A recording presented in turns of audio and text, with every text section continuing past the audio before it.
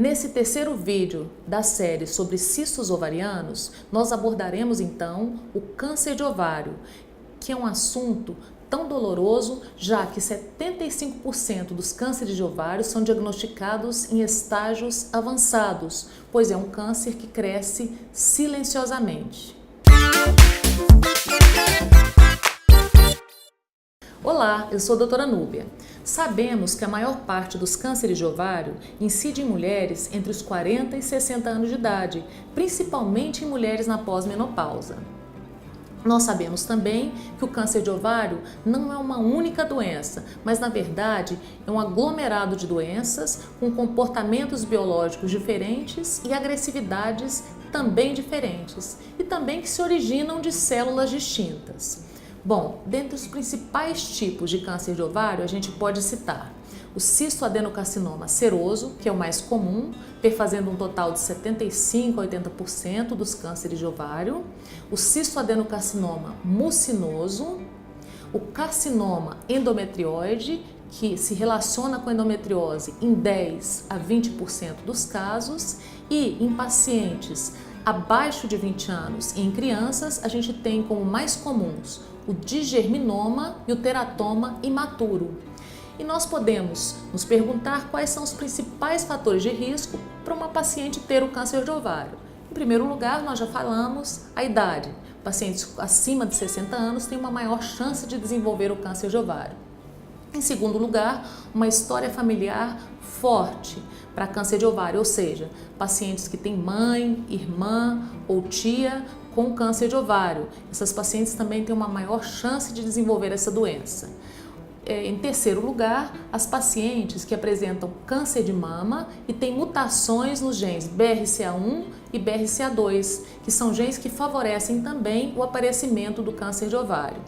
A obesidade é outro fator de risco, bem como o tabagismo e o uso de indutores da ovulação para estimular a ovulação em mulheres inférteis também se constitui um fator de risco para o câncer de ovário. E qual o principal sintoma? Bom, nós já falamos que geralmente o câncer de ovário ele cresce silenciosamente, sem sintoma algum. Mas quando aparece algum sintoma, geralmente esse sintoma está relacionado ao aparelho digestivo, não é? A paciente sente aquela sensação de empachamento, ou seja, de estar cheia com a ingestão de pequenas quantidades de alimento, má digestão. Quando esses tumores são grandes, podem causar sangramentos, irregularidades menstruais e podem comprimir a bexiga e o reto, causando sintomas digestivos e urinários. E como é que é feito o diagnóstico? Bom, primeiro através da ultrassonografia, em que o médico vai ver o aspecto de um cisto heterogêneo, um tumor heterogêneo, com paredes espessas, paredes irregulares, com projeções sólidas no interior daquele tumor e com uma vascularização, quer dizer, um grande número de artérias irrigando aquele tumor e um grande fluxo de sangue chegando para nutrir o tumor.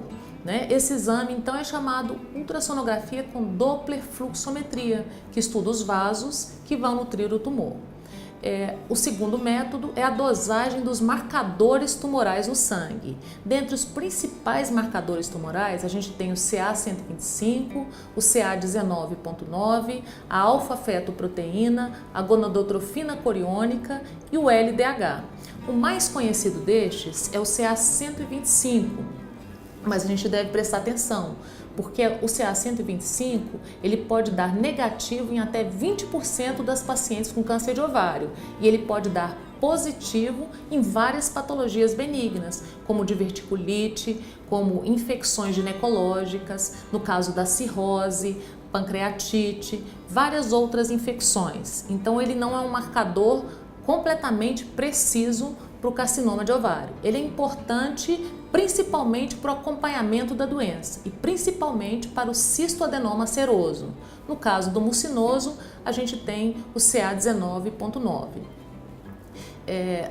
Também no estadiamento da doença, que é quando o médico ele quer ver se a doença está confinada só aos ovários ou se ela já atinge outros órgãos, o médico deve pedir um raio-x de tórax, uma ressonância magnética do abdômen para ver se o peritônio está livre, se o intestino está livre, não é? Se o útero está livre, para poder classificar em qual estágio aquela doença se encontra para determinar o melhor tratamento.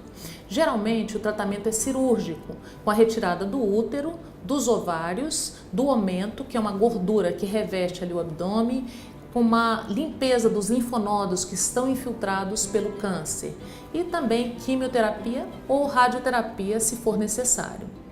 Bom, é isso por esse vídeo. Acompanhe os nossos vídeos e o nosso site para maiores informações sobre a sua saúde.